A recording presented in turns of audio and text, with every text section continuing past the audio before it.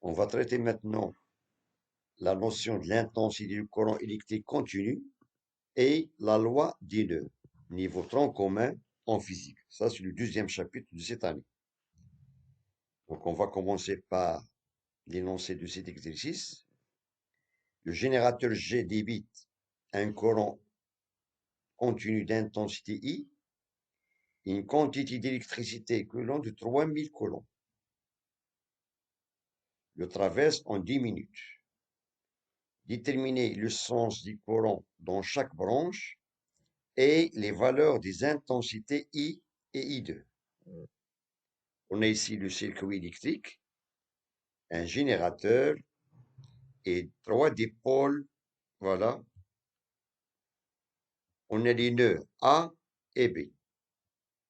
La valeur de l'intensité qui traverse cette branche, I1, est de 2 ampères. Et l'intensité qui traverse la deuxième branche I2 est inconnue. Bien. D'abord, on va faire un petit rappel.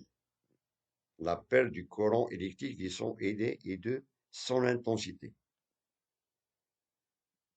On sait que l'intensité du courant électrique est le rapport de la quantité d'électricité que l'on par la durée delta t du passage du courant.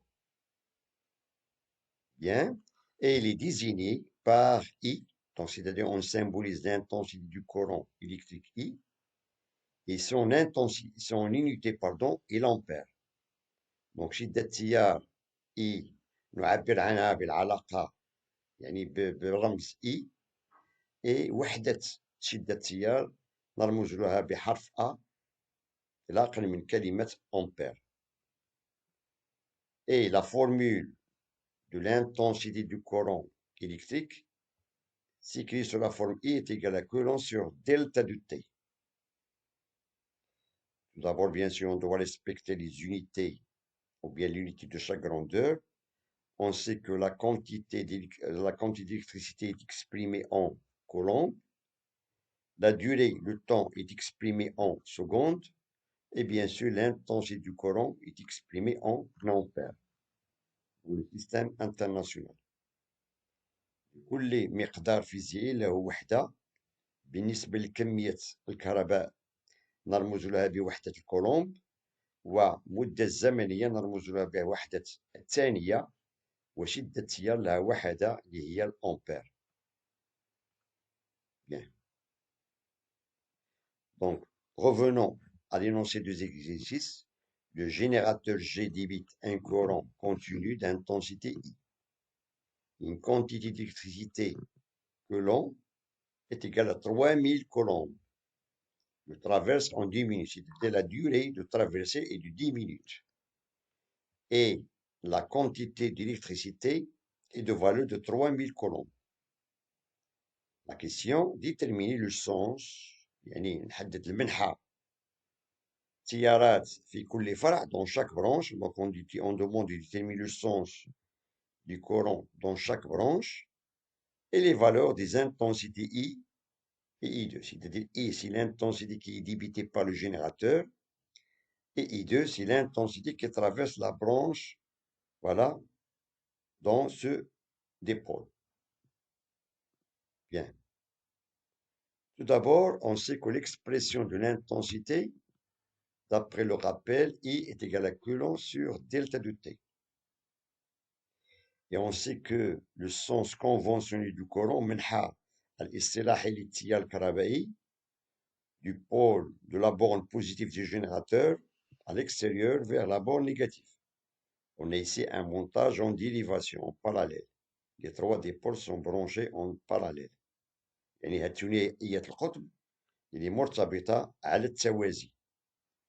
نقطتين A et B, les 2 points A et B, ce sont des nœuds. Voilà.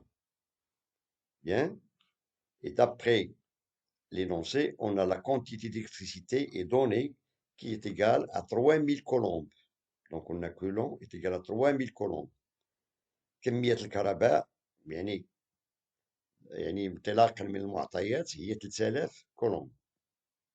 Et la durée T est de 10 minutes. Et on sait que dans le système international, الوحدة العالمية للزمن هي الثانية.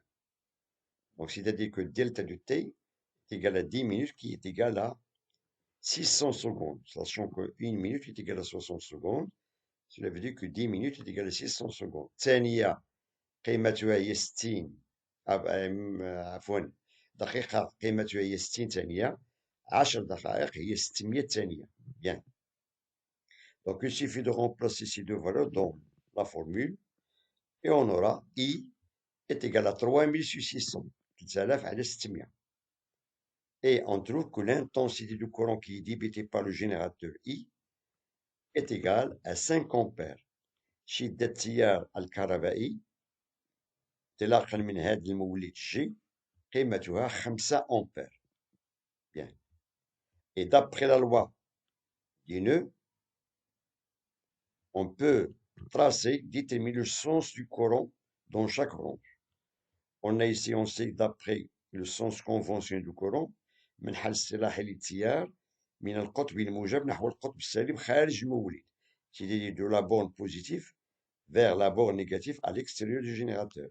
Donc, une fois l'intensité arrive à ce point A, elle va être divisée en deux branches. On a ici le sens de I2, de I1, pardon, et le sens de I2.